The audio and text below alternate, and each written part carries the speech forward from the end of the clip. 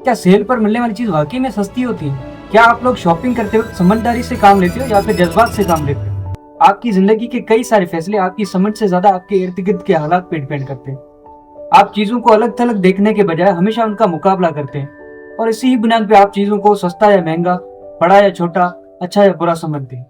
Robert सियाल्डिनी ने अपनी एक किताब इन्फ्लुएंस में एक दिलचस्प कहानी बताई है जो इस हकीकत को वाज़ेह करती है।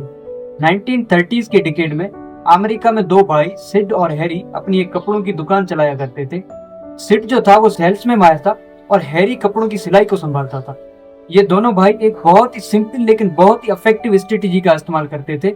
जब भी कोई ग्राहक मिरर के सामने खड़े होकर कपड़ों को पसंद करने लगता था तो सिड जानबूझकर बहरा बनने की कोशिश करता था।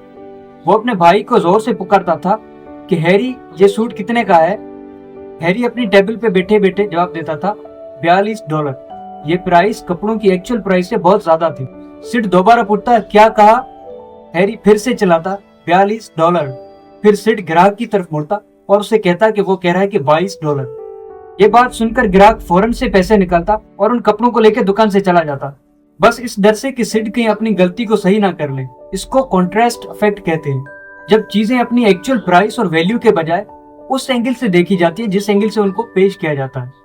इस केस में अगर ग्राहक को सीधा सीधा $22 का बोल दिया जाता तो शायद वो ज्यादा सोचता, लेकिन जब $42 के मुकाबले में आपको कोई चीज $22 में मिल रही है तो आपको ज्यादा सेटिस्फाइंग लगती है।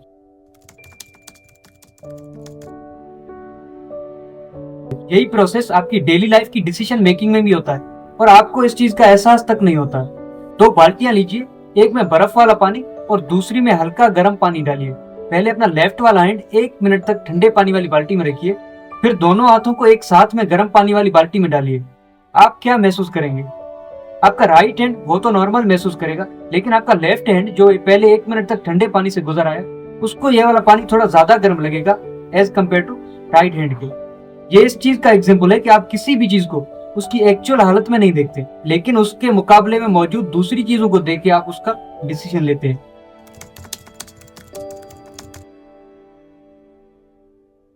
सपोज कीजिए कि आप एक 6 लाख की वॉच को परचेज कर रहे हैं और उसका सेल्समैन आपको लेदर के स्ट्रैप्स दिखाता है जो 10,000 में अपग्रेड हो सकते हैं। तो 6 लाख के सामने 10,000 एक छोटी सी अमाउंट लगती है, इसलिए आप आराम से खुशी खुशी हाँ कर देते हैं।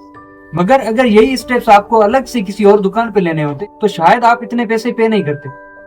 अगर एक दुकान में 1,000 रुपए का जूता 700 रुपए में आपको मिल रहा होता है तो आपको लगता है कि आपने बचत कर ली, और अगर इसी जूते में पहले से ही 700 रुपए की प्राइस लगी होती तो शायद आपको इतना अट्रैक्टिव नहीं लगता। यही वजह है कि डिस्काउंट स्टोर्स इस कॉन्ट्रास्ट इफेक्ट के उसूलों को आपको फंसाने के लिए इस्तेमाल करते हैं।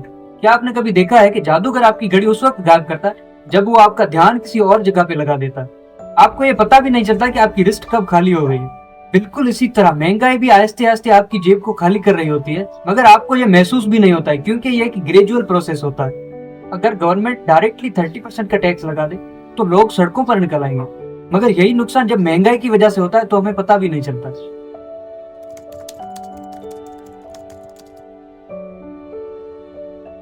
अपने आप में हर चीज को उसकी एक्चुअल वैल्यू से देखने की आदत डालें। जब कोई भी चीज आपको सस्ती लगे तो पहले 2 बार सोचिए कि क्या ये चीज वाकई में सस्ती है या फिर उसके साथ मौजूद बाकी महंगी चीजों ने इसको सस्ता बना दिया है। किसी भी चीज को परचेज करने से पहले फैसला इतना जल्दी में ना करें। डिस्काउंट का मतलब हमेशा सस्ती चीज नहीं होता, ये अक्सर एक दिमाग की गेम हो सकती है। कॉन्ट्रास्ट इफेक्ट आपके दिमाग के साथ खेलता है और आपको अक्सर गलत फैसले लेने पर मजबूर कर देता है। मगर अगर इस चीज को हम ठीक से पहचानना सीख लें तो ना सिर्फ हम ज्यादा समझदारी के साथ फैसले कर सकते हैं, अगर अपनी जिंदगी में कई सारे एक्चुअली में जो फायदे होते हैं वो भी हासिल कर सकते हैं।